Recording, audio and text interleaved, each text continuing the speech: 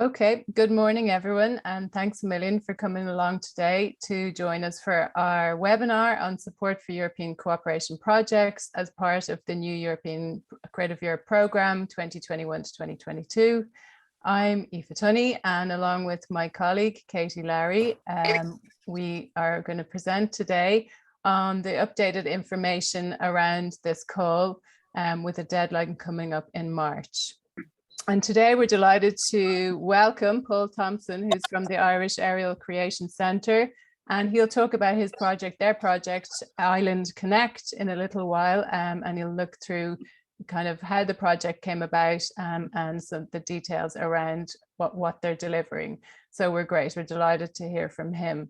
So just a few housekeeping notes, as I said at the beginning, if you could mute yourselves, and while we're doing this presentation, if you wouldn't mind turning off your cameras so we can record today, just to let you know. We're recording so that attendees that can't come today will be able to view it on our YouTube channel afterwards. So just to have that information for them is great. So if you don't mind muting and turning your camera off, and then we'll take your questions through our chat. So you know the chat function, if you put your questions in there throughout the presentations today. If you have any specifically for Paul or after Paul's presentation, just kind of highlight that they're for Paul around his project, and we'll keep them to the end. So we'll stop the recording and we'll have a Q&A session at the end. So keep all those burning questions first and pop them through the chat if you don't want to forget them throughout the presentation, because Katie will kind of be taking notes. So that's really it. So I'll start us off here, get into it. So as I said, myself and my colleague Katie Lowry, we run the Culture Office for the Creative Europe Desk in Ireland, and we are based in the Arts Council as our national host, and we work with the Culture sub-programme.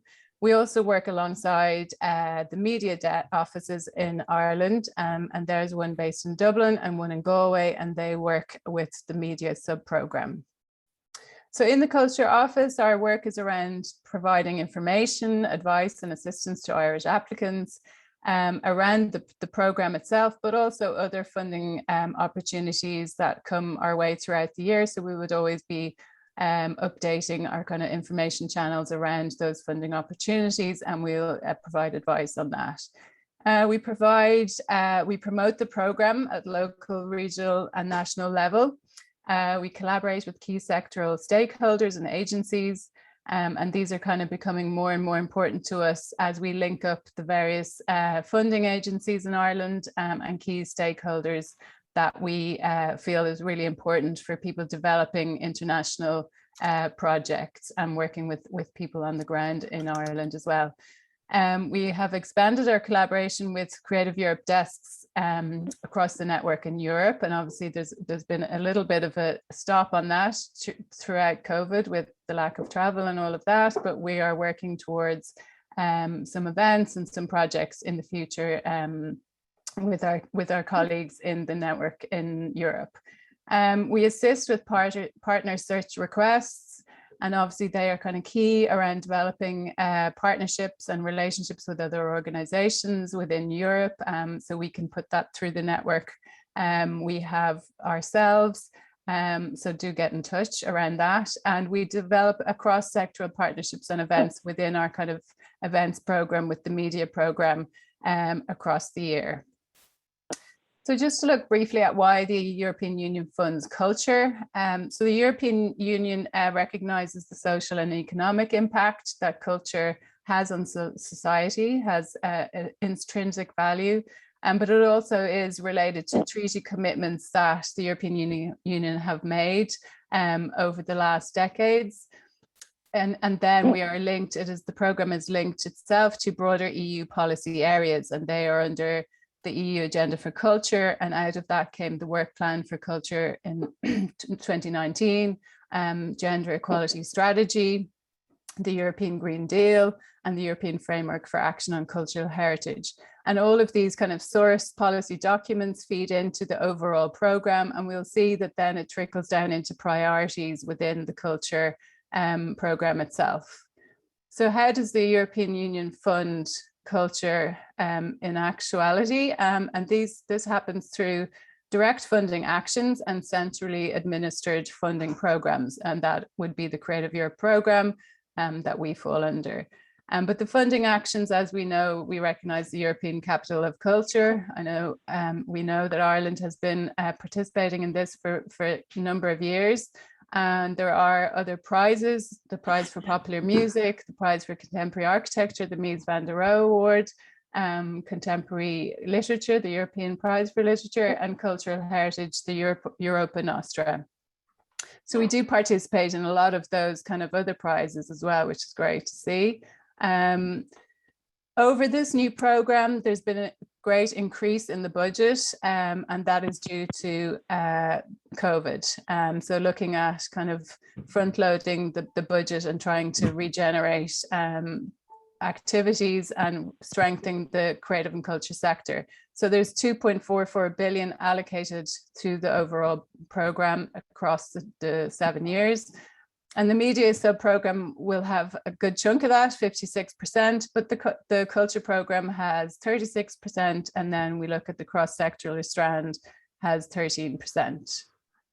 So the main priorities for culture are, as I said, resilience and recovery. So obviously coming out of COVID, they want to really bolster the culture and creative sectors who've kind of had challenges obviously throughout COVID, but then really like transnational challenges, trying to be active within Europe and working within a kind of increased competition within the global arena as well. So they're trying to bolster this for the culture sectors. They're looking at supporting innovation and joint creation, cooperation and exchange of practices, capacity building for artists, and key players and multipliers. So how do these projects affect the creative and culture sector on the ground in Ireland, working with other organisations and artists and groups within the sectors in Ireland where projects kind of happen on the ground here. So that's kind of key to bolster the countries themselves and the sectors within the country. There are cross-cutting priorities that go across the whole program, so go across media and culture. But within culture, the kind of, as applicants, you are kind of required or asked to put together proposals that consider inclusion, gender equality and environment and the fight against climate change. So they'd want you to kind of build these into your projects, and obviously the ones that are suitable to the work that you're doing already. And present an outline of a strategy to address these issues in your project. So those kind of policy areas are coming through directly into priorities for the program. I'm going to hand you over to Katie now. Thanks, Aoife. So I'm just going to give a little overview of Creative Europe in 2022. So I guess the top line summary point is this will be the largest budget for the whole 7-year program. So this is kind of the idea that, as Aoife kind of referenced, this program kind of came about in the kind of cauldron of COVID-19. And I guess the silver lining was the Commission recognizing how hard hit the cultural and creative sectors were. They were able to achieve a larger budget than was initially forecast. And of that, the first 2 years have been priority to kind of get out to the cultural sectors in Europe as quickly as possible. So this is the largest budget. So it's a good round if you do have a project and you think, it's achievable to apply this year. So there has been a 33 million increase for culture, the culture sub-program. And again, it's intended to be a continued direct response to COVID. So this is really about an opportunity for you as a art or cultural organization to look at the ways in which, it's kind of a hated word for me, but the ways in which you can build resilience, so that you can kind of look at your kind of medium to longer term, maybe kind of operation model and say, what kind of project can I do now that will contribute to me being able to have a more sustainable and resilient model. So 2022 sees the continued sectoral approach. So that is a long time coming, over years of consultation with different sectors in Europe, but it's recognizing that different kind of art forms or art sectors have very, very different needs. So we'll be doing different events throughout the year. So I don't want to spend a huge amount of time, but there's the Perform Europe platform, which looks at supporting kind of touring and the performing arts through Europe. There's Music Moves Europe. There's different kind of sectoral initiatives. So we will kind of cover those throughout the year. The big news this year, and some of you might have been familiar, it was piloted in the last program as iPortunis, whether it's called something different this time, but there's 21 million allocated in 2022 to the Artist Mobility Strand. So do keep an eye out for that. Another interesting development, though it came very late in the day, it was announced in September, is 2022 is the European Year of Youth.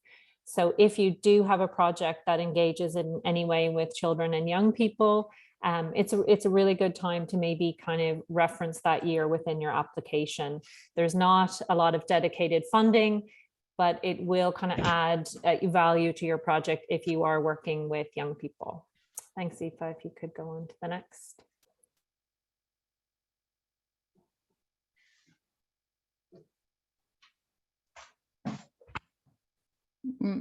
Hold on, should Frozen.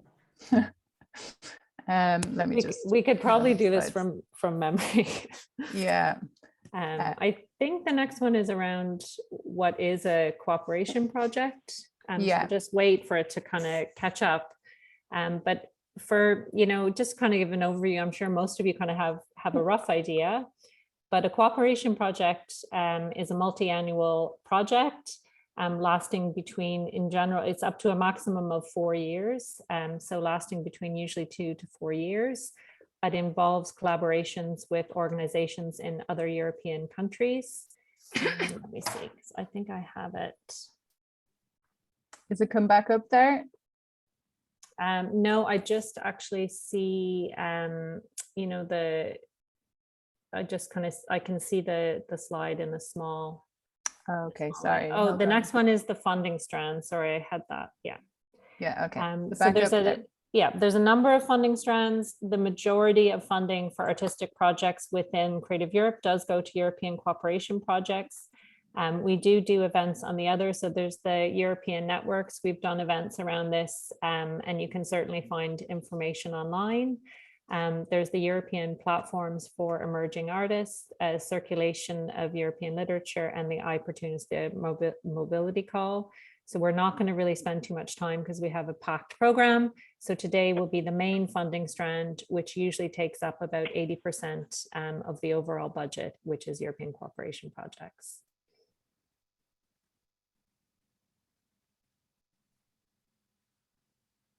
I feel so awkward. Oh, sorry. Don't know why okay. this keeps freezing on me. Anyway, look, I'll do it again, but it's probably because I said everything was going to be fine. Tends to be what happens to me. So I'm just going to look offline and go into it. So really, cooperation projects, I think the thing to kind of say is, in a way, there's very few opportunities nationally for a multi-annual cultural or artistic project. So we know that you have to have partners in other countries, and crucially, your project will have to kind of demonstrate that it achieves a common objective across borders. So this isn't, these aren't projects that are kind of about kind of 4 to 5 silos of projects coming together. You have to kind of be able to show that by working together, you're going to have a kind of a larger effect. So in kind of for very large projects, you'd be kind of demonstrating you can have a systemic effect. So it might be a project that's around looking at what are some of the barriers for, kind of touring orchestras. And actually by working together and leveraging both your own kind of knowledge and experience and resources, but also kind of, bringing in other elements that by working all together, you can actually create a broader sectoral benefit. That said, you know, there are kind of smaller scale projects, and that will be demonstrated to a lesser effect. Within this, I think the other thing that's, you know, very attractive is that these projects support not only a diverse range of partnerships, so it's not only kind of like organizations partnering with like, you will see kind of very interesting cross-sectoral collaborations come out, but it funds a very broad range of activities. This is much broader than just kind of artistic production costs. You'll see a lot of benefit to organizations themselves and your own development and your own you know, your own kind of capacity growth as an organization. So it's that's what makes them quite attractive. So the next slide, let's see, I'm kind of going offline. Oh, we've gone a little bit ahead, but I'll go back to mine. So to be successful, a cooperation project should be able to demonstrate that, as I said, you are addressing a systemic problem or obstacle that is negatively affecting your sector. Another thing that's really interesting is the projects, you know, it's maybe paradox isn't the word, but, you know, you have these this very large scale funding, but actually the projects themselves are delivered very strongly at obviously local or community level. So these projects will, you know, often demonstrate that you're collaborating with communities in a very broad range of context. The other thing is, like, don't forget yourself as the partner or the cultural producer within it. These projects will foster the exchange of skills. Sorry, this is a hated word, but competencies, skills and competencies amongst partners. So it's also about you looking at how you can demonstrate that you're learning from each other. You know, so there might be one partner that's has created a very innovative touring model, and that can be shared within the partnership. And those other partners come out of the project with, you know, a kind of broader understanding or kind of an increased capacity to deliver touring in that way. Another thing is, you know, really what the European Commission want to see with these projects is that you are exposing local audiences to non-national European work.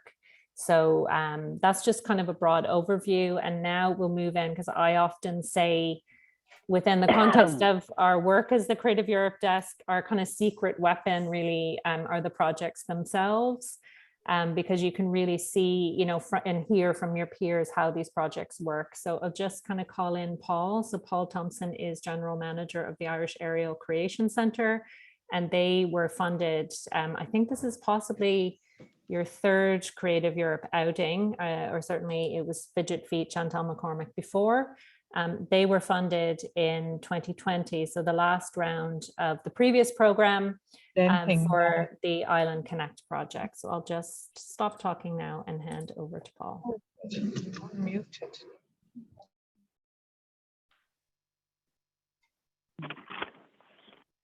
Okay, hi everyone. My name is Paul. I'm the General Manager of the Irish Aerial Creation Centre. We're based in Limerick, and we're the national home for aerial arts. And that means we do aerial circus, so silks, trapeze, rope, vertical dance, hoop, all that kind of stuff. So we opened in 2015.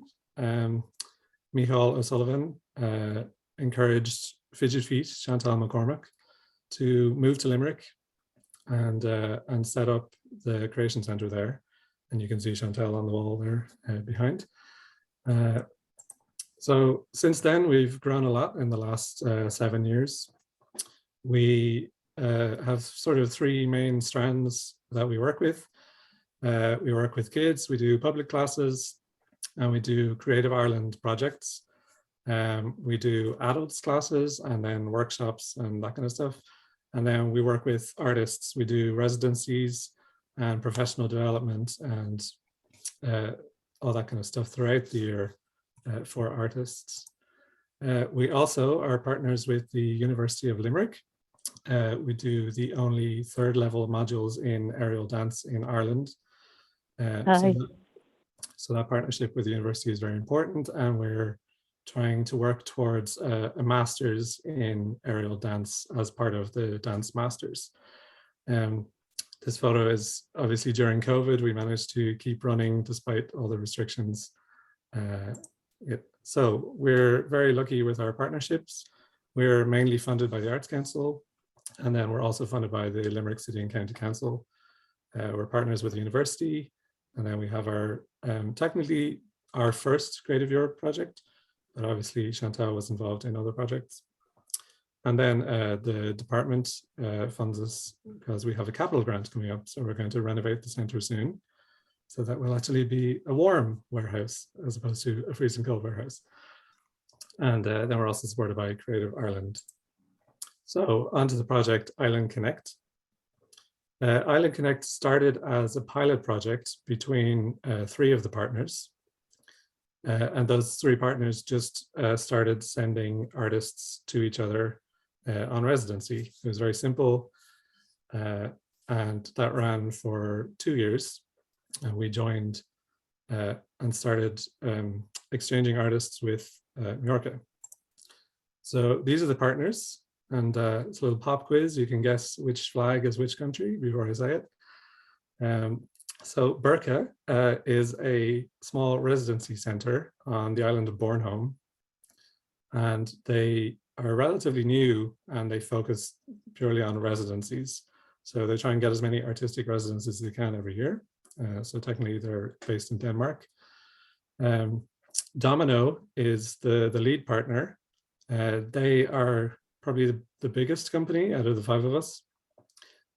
They run a lot of festivals and they curate a lot of artistic work throughout the year. They're based in Croatia and they've done a lot of European projects. So they were the natural choice for lead partner. Then we have Cine. They took over an old cinema and have worked on renovating it and have turned it into a residency center. They're based in Mallorca. And they used to be circus performers themselves, and now they've sort of transitioned into something similar to what we do. Then we have a theatre Entropia. They are a production company. They work sort of multidisciplinary, lots of theatre and mixed art, and they are based in Athens in Greece. And then there, of course, there's us. We're based in Limerick and Clare. So the pilot project was between Croatia, Denmark, and Mallorca, and then we came on, and then Greece joined us to make 5 partners because you needed 5 partners for a project. Basically, the project, there's a lot of text. We have 5 partners. Each partner sends a group to one of the other countries and then receives a group from one of the other countries. And we had a very complicated matrix of who goes where, making sure everyone sends everywhere. The artists are fully supported. They get all their travel, accommodation, per diems, and they're paid for the residencies, all that stuff. Then they present their work in progress at the end. And we also choose some final presentations so that people that have finished work can also show that off. A lot of the partners have festivals and that kind of thing. So we've kind of worked that into the program where we can show that work at festivals. Then also very important, we have the capacity building workshops, and the whole thing is based on 1 year, but it's a 2-year project. So for the 2nd year, we did another open call and got a second batch of artists to come in. So we're under the culture strand, of course, and our priorities were transnational mobility and audience development. And we were very lucky with co-funding because we had to raise 40% of the funding ourselves, but the Arts Council has a scheme that you can apply to, and we got co-funding from them. And then we got some co-funding from Limerick City and County Council. So we were completely funded without having to worry about it too much, which was amazing. So we broke our project up into 6 work packages. And you can see here the breakdown, and I've put the breakdown of the percentage of budget that was assigned to each package. So you can see artistic residencies was the majority of the money. So that's most of the money going to artists for all their fees and expenses. And then the Spring Labs was the capacity building. So that was, we did 2 Spring Labs, 1 per year. Management was 20%. And we've also assigned a partner to each work package. And in some cases, for the Spring Labs, there was two Spring Labs, so two partners in charge of it. And the reality is that that partner in charge of the package might not do any more than anyone else, but it's good to assign a package to each person so that they know they're responsible and they can have some oversight. So work package 1, it was pretty simple. It was the management of the project. It was partner meetings in each country and partner meetings online. That was pretty much it. That's the whole package. Each country manages their own local meeting, and some of those meetings did not happen because of COVID, but so we had to take them online. And also in each package, even though later on you'll see we had a dissemination package, each package also contained some dissemination, because on the forum, that is one of the questions they ask. So this is a photo of the 5 partners, or people representing the 5 partners at least. So package 2 was just the residencies. And in the pilot project, that's all it was. It was just sending artists between the countries. But obviously for Creative Europe, we had to make it a little bit more complex. We had to add in a little bit more stuff. So we have the residencies, but then we also added field trips. It's quite simple. We have international artists coming in. We pair them up with the local artists and we send them off for a day somewhere interesting, somewhere cultural, and somewhere that will inspire them for their projects. Then it was written as artist talks, but really that's the presentations of work in progress, for which we invite people in to see those as well. And then the final productions, which haven't happened yet, because we're waiting for the artists to finish their work. This package is obviously the heart of the project, sending artists around the place. So it was quite important to sort of fill it out and make sure that it wasn't just one simple thing, spending a lot of money. Package 3 was something that was added in somewhat last minute, and it wasn't something that we had talked about essentially, but Croatia, the lead partner, was making the project, and they decided that it wasn't robust enough, and they needed to add something special. So they took one of the residencies and they turned it into the Islander Focus program, and it just means that the artists that do this program have a bit more freedom, not necessarily performance-based like the other residencies.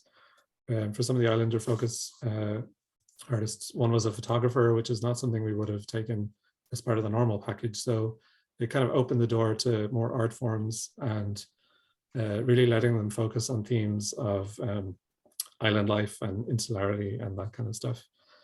And then also those artists were maybe a bit more well established than the others. So they would also give a lecture as part of the Spring Labs. Then work package 4 was Spring Labs. Obviously, this is a priority for Creative Europe to have capacity building. So we built it into the project, and the artists get 5 days. It was supposed to be in Ireland last year, but obviously with COVID, it wasn't possible, and we had to try and do it online. And 5 days online on Zoom is not recommended. I wouldn't suggest it. So hopefully this year we're all heading to Greece for the second Spring Lab, and we'll see how that goes. So it's a series of lectures and seminars and stuff over the 5 days. It focuses on teaching artists about the business side of being an artist, about networking, about getting their work out there, into festivals, applying for stuff, all that kind of stuff that they need outside of the artistic stuff. And all of the partners contribute to the Spring Lab because they all have different experiences, different points of view. So it's kind of a group effort. Work package 5, this is our communications package, and we've themed it around the idea that nobody is an island. the campaign was supposed to have elements of, postcards and putting up posters at ports leading to islands, so that we would sort of attract the tourists that were going to islands and kind of change their point of view about island life and that kind of thing. But that part of the campaign has really suffered due to COVID. Obviously, tourism was way down. And then the rest of the communications was the normal stuff, like social media, getting the word out there, publishing all the things that we do. And they also added something called the Islanders Focus Toolkit, which was a series of essays and interviews and sort of extra material based on the project, just to give the dissemination more life and to make sure that there was something after the project is finished. Which leads us to our last work package, which was dissemination. So we asked all the artists to make video blogs. We did interviews. We asked some of them to do essays. Some of the partners have done essays on the Spring Labs and on generally how all the residencies went. And we're also partnering with, I think, 5 external experts to write essays on different aspects of the project and some of the themes, island life, insularity, all that kind of stuff. And so we'll be packaging all that up and putting it on the website and partnering with the University of Limerick to try and get some of that stuff out there. Obviously, dissemination is very important to Creative Europe. So then our score, as you can see, we scored very high in the quality of activities, and we scored very high in the quality of partnership. And that's because we were doing the residencies and we're doing the Spring Labs, and we had done a pilot project, so we knew it works and we knew that we could work together. So they were very happy with that part. The stuff that they weren't so happy about was their main complaints were anywhere that we had specified we would do something, but we hadn't really explained it, or we hadn't really explained how. So we pretty much lost marks for just kind of throwing stuff out there and saying, oh yeah, sure, we'll do this, but not actually specifying it. So you really have to have a plan for everything you say that you're going to do. And they also said that our communication budget was too low, which we have found that it definitely was too low. So make sure that you budget everything appropriately. And then sort of the realities of a Creative Europe project. Obviously, we are planning to do it again. And hopefully we'll have learned some lessons. Communication budget was too low. Croatia was the lead partner, and there wasn't a lot of time before the application. So it was a bit of a rush, especially when you're trying to coordinate 5 partners in 5 different countries, trying to agree on, what is the plan that we're going to do. So the lead partner, they added in a lot of stuff to the application that they didn't have time to discuss with us. So when we got the money and we read the application, we realized there was a lot of stuff that we didn't understand and a lot of stuff that we didn't expect. So we really had to sit down and have meetings and have it all explained to us about what we're actually doing, because it wasn't quite what we recognized. Then there was some issues with the budget. We sort of divided everything equally, which Creative Europe liked, and everybody had their own jobs, which was good. But the reality is that not every partner had the same costs, because flights to some countries are always more expensive. The quality, the cost of food and stuff is different in different countries. So the per diems don't go as far. Some partners, they don't have their own venue, so they had to pay for renting a venue. So basically, we treated it as if everyone was equal, but the reality is not everyone was equal. And that has caused problems sort of over the course of the project. So you have to really sit down and think about the reality of, does this cost the same for everyone? Even the price of accommodation per night, it's different in the 5 countries, and it was, it's just a flat rate. So we had those kind of problems. Then, the artists had sort of different experiences. There's a bit of culture shock there for some of them. So, you know, it was really important to prepare them for what they were going into. And then obviously we had to adjust for COVID. Some things just couldn't happen. Some things moved online. Some things were just delayed, and, you know, there's extra costs. So, you know, even though we're in a different place now than we were 2 years ago, it's you know, it's still something you have to factor in.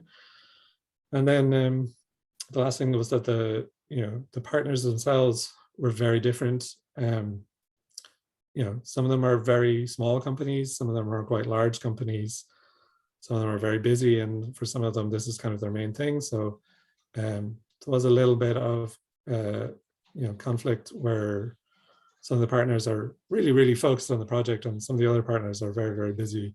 And just trying to find that time where everyone can meet in the middle was, you know, something to bear in mind. You have to really plan ahead and give lots of time for everything. Yeah, so that is Island Connect. Hopefully that made sense. If anyone has any questions, I'll still be here at the end.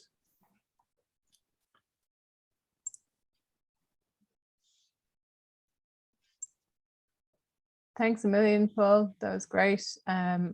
Always great to see it in, I loved your reality slide, in reality, and just the way it was defined, the work packages for each kind of area of work. So we'll look at that in a minute. So we're just going to head on with kind of more details around what a cooperation with the strands are, and how the application might work. So we have 3 categories, and there is a new category, category 2, which was a good one to see coming online, because obviously it's in between. It's not the really large one and it's not the very small one. So the news back from the Commission is that this one has had huge numbers of applications. So it's definitely worthwhile, and it's kind of very useful, the medium size. So the first one is a minimum of 3 partners from 3 countries, and the budget is €200,000, and 80% of the total budget will come from the European Commission. Category 2 has a minimum of 5 partners from 5 countries with €1 million as a budget, and 70% of the total budget will come from Europe. And category 3, the large project, has a minimum of 10 partners from 10 countries with a budget of 2 million. So 60% will come from Europe. And as Paul said there, the other remaining percentage is through co-funding, and Katie will look a little bit at the Irish Arts Council and the co-fund award that they offer. So that's always there for people to apply for the Irish activities of your project. So we might move on there, hoping our slides don't stick again. Great, thank you, Katie. So who can apply? So it's open to organizations with a legal entity, and they could be NGOs, cultural institutions, museums, arts, and cultural organizations, and obviously universities as well. As Paul mentioned, they are partner with the Limerick University. You have to operate in one participating program of the program, one of the countries. And you must have sufficient financial and operational capacity. We will actually, when we do a follow-up email, we'll send you a link to the programming, like the participating countries, the updated list of participating countries in Europe, and so who you could be partnering with as well. We might move on if you can, Katie. Thanks, Emil. So the objectives for culture in the cooperation project. So there are 2 main objectives, and you must select one in your application process. Creation is the first, and that is looking to strengthen the transnational creation and circulation of European works and artists. And innovation, to enhance the capacity of European cultural and creative sectors to nurture talents, to innovate, to prosper, and to generate jobs and growth. So obviously your project has to kind of lean towards one of those in your application. And we move on there. Sorry, excuse me. Thanks a million. So the priorities, and again, we can see how these are coming out of those other kind of policy areas as well. Audience has always been a kind of core priority for cooperation projects, and it's coming from the last program as well. So increasing access and cultural access, widening those audiences for your projects is key. Social inclusion projects for or of marginalized groups, supporting intercultural dialogue and expanding on that. Sustainability, obviously, again, this is the climate focus, contributing to the European Green Deal. New technology, looking at creative and culture sectors to increase their competitiveness. And obviously the international dimension is key, building capacity to be active at an international level and to be able to work within Europe with other organizations. The sector specific priorities, as we said, these are kind of a new addition, and there's ring fence 20% of the budget has been allocated to this priority. So they're looking at supporting the literature, the music, the architecture, and the culture and heritage sectors. And then recently they've added fashion and design and sustainable cultural tourism. And really through the fashion, looking at fashion and design, that is also through the kind of eyes of sustainability as well, and trying to promote like a competitive sector, but also the sustainable element of the fashion and design industry. And we might move on there, Katie, thanks.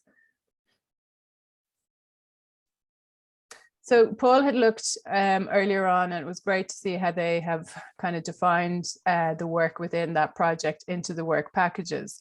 So as you could see on his presentation, they had 5 work packages, and from the commission or from the agency, they encourage definitely 3 main ones. So they're the management, implementation, and dissemination. So you must include these. And then you can have additional ones which they pull in at Ireland Connect. They had one for residencies and another couple added on as well.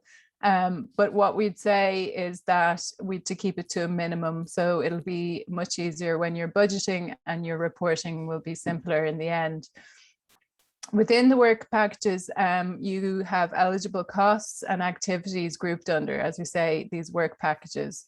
And this allows for it to be more defined so that each area of work kind of matches to its grouping, but then the deliverables and the outcomes and the results, come out of that, and they're all very defined. So it is easier to track and to kind of monitor it and to make sense of it, really. The lump sums for the award are calculated per work package, and they're only paid when the work package is completed.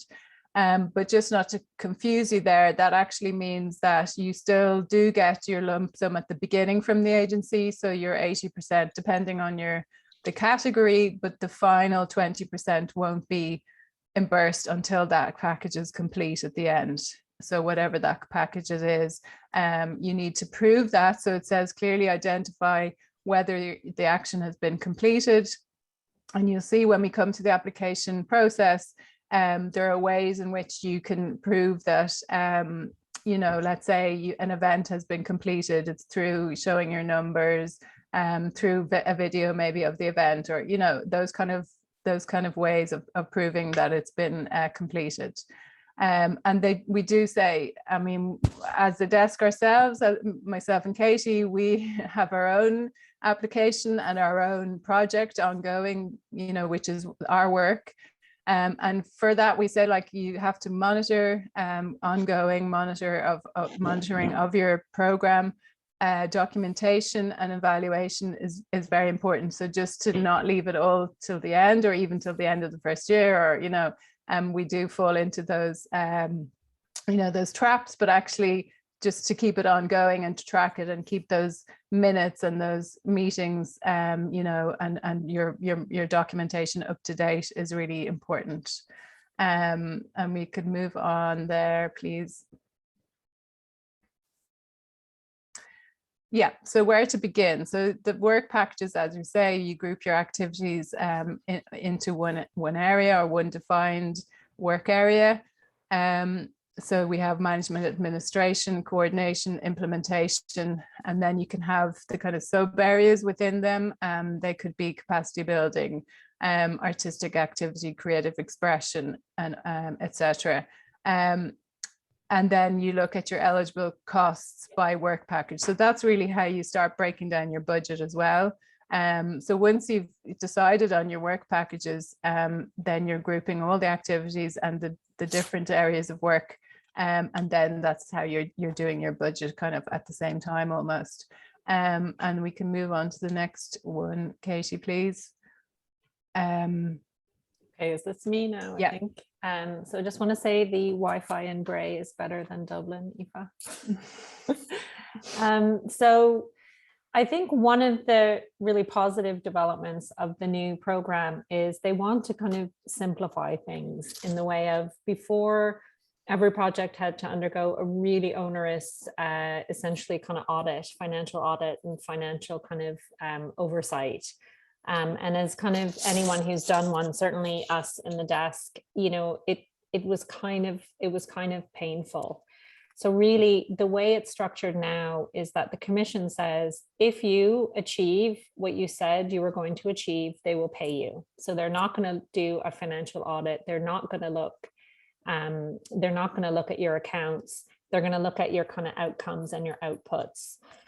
So really it's kind of it's a change in thinking, but I think ultimately it's been quite a good improvement. What's kind of happened beforehand, and you saw with Paul's presentation, is projects kind of structured themselves along these lines anyway, because it was important to kind of have you know, areas of responsibility and all of those things when you're working with partners. So it's just been formalized. So I'm going to just quickly go through. So the first thing I should say when you're doing your planning, and this should definitely be your first, you should create that skeleton of your project broken down into work packages, and as Aoife was saying, kind of associated activities and costs. But you really should be keeping these, if possible, to 4 to 5. You will make your life very difficult if suddenly you have like 15 or 16 work packages. Kind of group them into as few as possible. I should also say we will be holding a more kind of technical workshop on the 3rd of March. So if you are kind of getting ready to put in an application, so this is just an overview. So the first work package is always defined as management, administration, and coordination. So this is really the kind of administration of your project. So this is kind of any kind of planning, preparation, partner meetings, of which you'll kind of have these regularly, either virtually now or in person.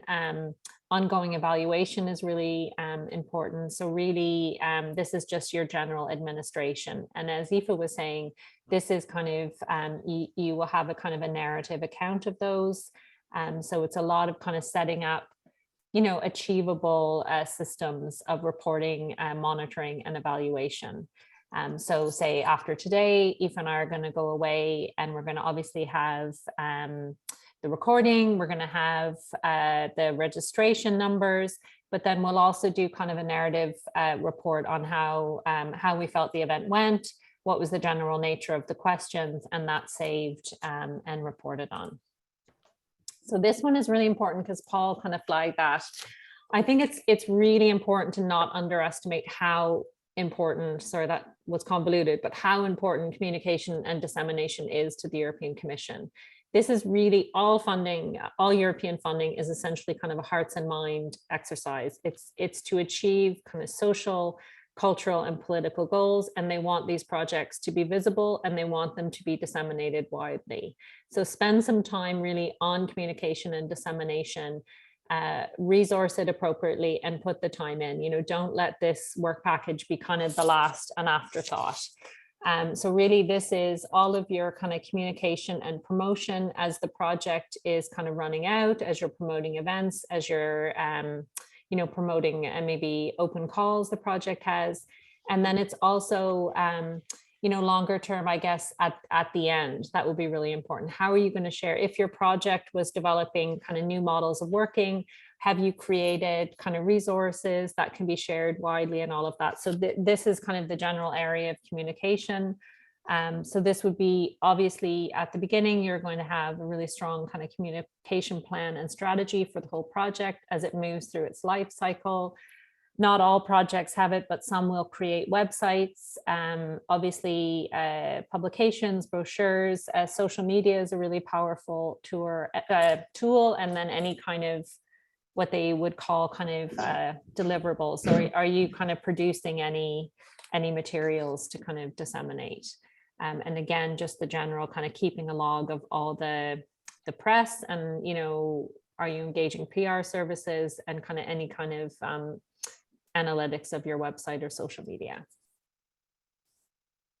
So this is kind of obviously the main one, and these would be the kind of the core of your project, which would be classed as artistic activities. So you can see here, I don't need to go into, but this is essentially the production side of your project. And again, it's really just to keep a record of all the kind of development phase, the planning, rehearsals. It's really just kind of ongoing documentation. And it's really important that ahead of time, when we were doing our application, you know, that you're really realistic. You're kind of setting out what you think you're going to do and you're not over promising. Because whatever you put in the application will then be put in what they call your grant agreement. And you are kind of locked in. Now, there's obviously a scope within the commission, like any funder, you know, to change things, because you might find you've made the application and this activity is 2 years later. So there is scope to kind of change or modify. But if possible, just keep your deliverables and keep your activities kind of as realistic as possible. So capacity building, again, Paul referenced this. This is really important. So these would be maybe non-production related activities. They're still artistic activities. You could class a residency, any kind of professional development or artistic training or workshop, mentoring program, master classes, anything that could be within what would be classed as possibly professional development or capacity building. And again, this is just, you know, constant documentation. So you're kind of, you're just keeping an ongoing record. And like Aoife said, though I am terrible for it at times, don't leave this to the end, you know, set up a system that's kind of achievable to be kind of putting in as you go along. So what you see with projects is that they'll often end or kind of finish with a kind of a large scale symposium or conference or seminars or presentation of research or studies, you know, that this will be, you would kind of group this under, now these are terms that the commission sets, but you can obviously change them, but it would be grouped under what would be called network and knowledge sharing. And again, this is really documentation. So probably you'll have a document that's around the kind of plans or rationale that maybe comes from your application. You'll include and save any kind of programs or agenda, if there's kind of recordings or any of the documentation. So I'm just going to hand back to Aoife now for the eligible costs here. Hi, thanks, Katie.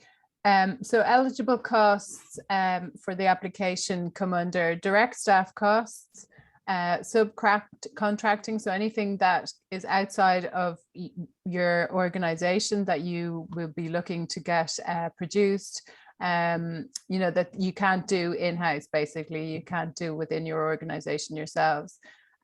Purchase costs, so travel, accommodation, equipment, other goods and works and services, including artist fees and production costs. So they'd be all grouped together.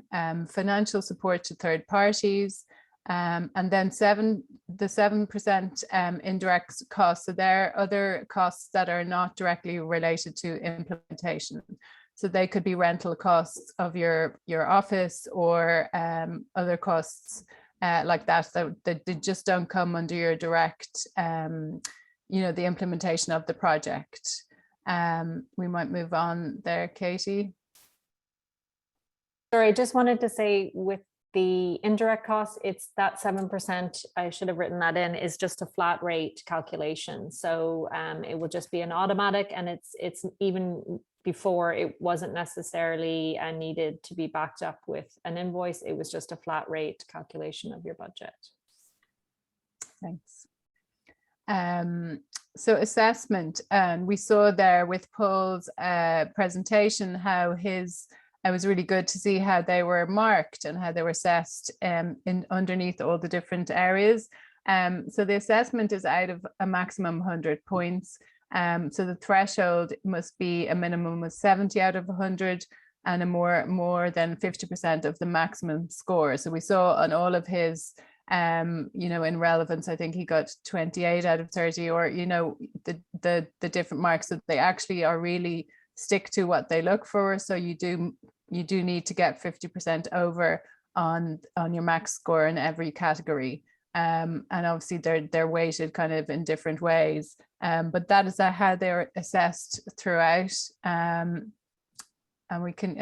it's good you get the results back. Obviously, that's how Paul had them, so you know how you fared, and then maybe you'll learn the next time. I know, but it is useful. I mean, feedback is always useful, how you can build. And then as Paul had said, within their dissemination, they didn't score as high, so that each one is as important as the next, to work hard on kind of reaching the target.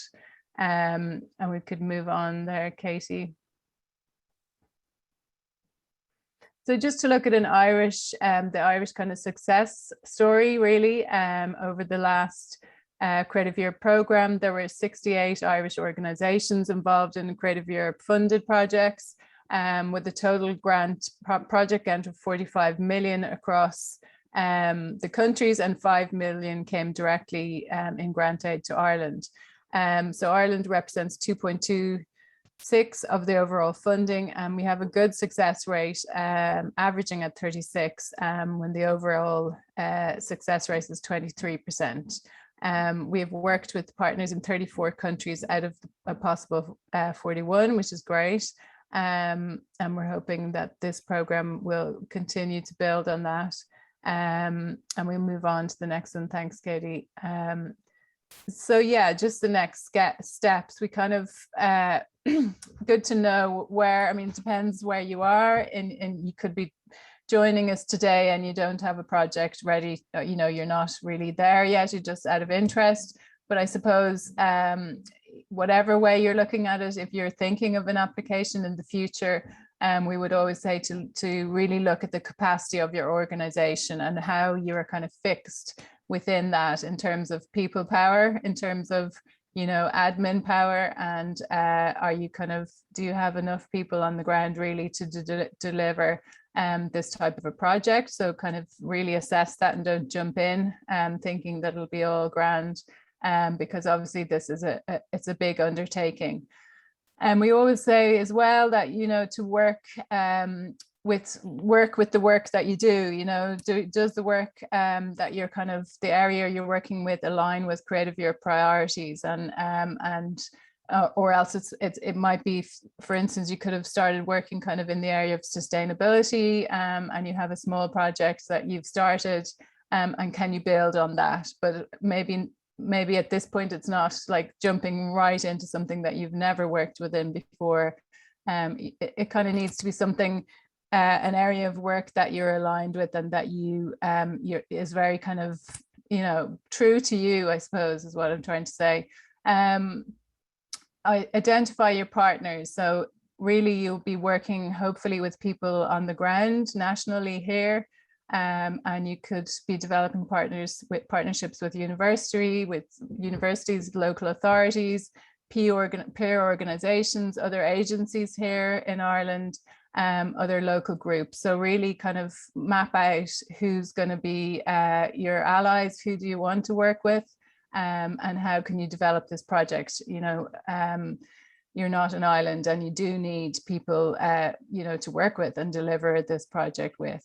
Partner search, as we mentioned at the beginning, we can assist with that. And if you have not kind of identified partners or other organizations in Europe that you've worked with before, or that you'd like to work with, we can help putting out a kind of search within our network in Europe. So we do say kind of think of your burning question, your big idea first, and then the work packages or the areas of work should come out of that, rather than kind of thinking of your work packages first. The idea is kind of the core, and that's how you start, and the work packages could come out of that. Yeah, obviously we deliver all these events throughout the year, but we're also at the end of a phone or at the end of an email, and get in touch with us if you have any questions, even if you're working towards the next deadline, not this one. We can kind of advise you, but just for this deadline, the date is the 31st of March. So as we said at the beginning, we'll also have a application workshop date on the 3rd of March, a session, and we'll be joined by Mary Conlon from Ormston House, who will go through their Memory of Water, but also they had their most recent project funded as well, Artists Run Network, and they will talk us through and walk us through their application process and the different kind of costs and how they separated their work packages out. So that'd be worth coming to see. I think the next one is the next slide is about our upcoming events, maybe. No. So co-funding, actually, yeah. So this is, as we mentioned, the Arts Council do provide support for the co-fund for successful Creative Europe applications. And that is for the Irish activities that will happen on the ground here. So your artistic costs, yeah, so they're for Irish activities here, and the deadline for the next one, for the next co-fund, will be autumn 2022, and that will be relating to 2021 calls and 2022 calls. To date, the 32 applications have been received by us for the co-fund, and 25 projects have been funded, which is amazing, with funding over €580,000. So it's definitely worth factoring that in, and kind of getting to know what is required for that application. The guidelines, we'll kind of keep in touch with you when we've got all of those details online. The next slide, sorry, I'm trying to think with it. The next slide, yeah, so supporting international residencies. I see Davida is here from the head of international arts in the Arts Council, and they have just released, with kind of guidelines to follow, a new award, which is really exciting, called IRIS. And it's around supporting arts organizations to deliver artistic residencies, residency programs, and to enhance opportunities for transnational exchange. So this is something that you would be interested in and can kind of coincide with the work you're doing at the moment, but also coincide with the work you would like to do with Creative Europe, making those connections and those kind of networking opportunities. So as I said, the guidelines will be online. I think the date is February 22nd, and they'll be open for application on March the 8th, with the deadline on Thursday, the 7th of April. And just to say, the Arts Council itself, as a kind of side, another funding opportunity with an international kind of focus, is that they do fund international activities under various awards, Agility, Project Award, AGF, and Strategic Funding. So do check them out, because they're constantly kind of funding working within Europe or internationally. So they could be very useful for developing those relationships in Europe. And our upcoming events, so we do have their application workshop on the 3rd of March. Anyone who is interested for that, do register. And then we have a networking and funding opportunity in April. We have a climate and culture and climate even, looking at with a EU Commission policy expert. That will be interesting in May. And then we'll have further events around focusing on sector specific areas, dance and festivals, towards in August, towards the end of the summer there. So we'll keep you abreast with all our events. And if you have any questions, now is the time. We'd love to hear from you. You can put your cameras on if